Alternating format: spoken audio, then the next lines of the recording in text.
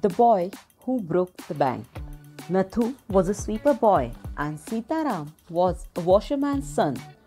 Both fast friends were indirectly responsible to broke the Pimpalnagar bank. Let's see how it is. The story written by famous author Ruskin Bond, who is well known for his pictorial imaginary. Let's get started, friend. In short, we are going to see the story. Sitaram, as soon as I get my salary, I'll leave the bank, said Nathu.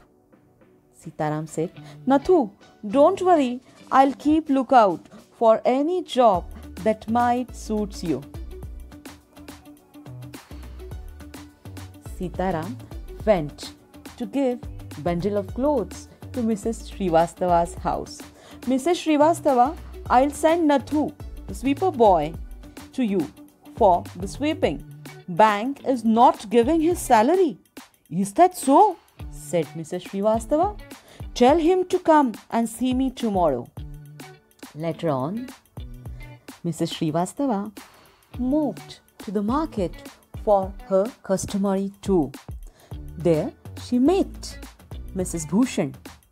She said to Mrs. Bhushan, do you know, Mrs. Bhushan, that Seth Govindram's bank, yes, the bank of Pimpalnagar, can't even pay its sweeper boy. If they can't pay a sweeper boy, bank must be in a bad way. Then Mrs. Bhushan moved ahead to find Mr. Bhushan. He found Mr. Bhushan to the Kamal Kishore's shop.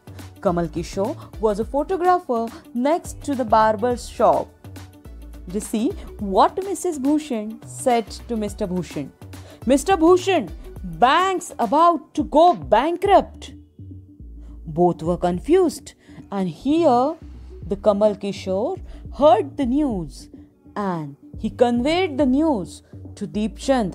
Deepchand, have you heard? The bank is about to collapse. Where, in the Deepchand's shop, an elderly gentleman heard the news and he hurriedly went to the general store called the Seth Govindram, but he didn't get any reply.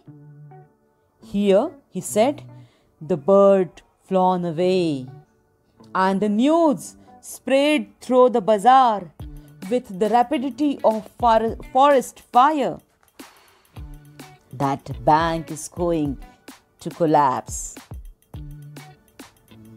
As soon as the news spread, everyone is in worry. Even in the various directions, to the betel seller, the teller, the free vendor, the jeweler, the beggar sitting on the pavement got the news about the bank.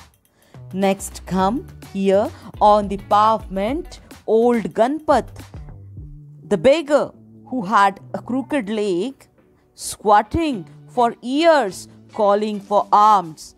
When he heard the news, he started running towards the bank, and it soon became known that he had 1,000 rupees in the saving, and he was a normal person who will be able to run.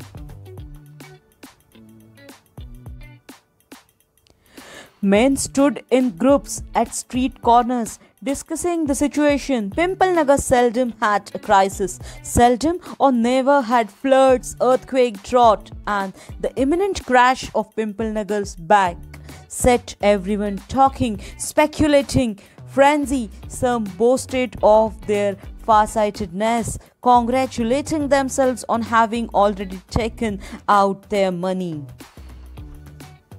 The next day, the crowd went to the Pimpalnagar bank and they are asking for the ready cash. The harassed manager was in the dilemma. They asked them or tell them to wait for next day, but they said, we want our money now. And In a sudden movement, a brick hurled through the air and crashed through the plate glass window of the Pimple Nagar Bank. The harassed mob attacked Pimple Nagar Bank. The next morning, Nathu arrived to sweep the steps of the bank. He saw the refused and the broken glass and the stones cluttering the steps. Raising his hand in a gesture of horror, disgust, and he cried, "Hooligans, it isn't bad enough to be paid late. It seems my work has also to be increased." He smote the steps with his broom, scattering the refuse. Here comes the Sitaram. "Are you ready to take up the new job?" Getting down from his bicycle, Sitaram said, "Do you know, Nathu? Bank is going out of business." Nathu wondered about it and said to himself, "How's the bank would collapse? I wonder how it could have happened."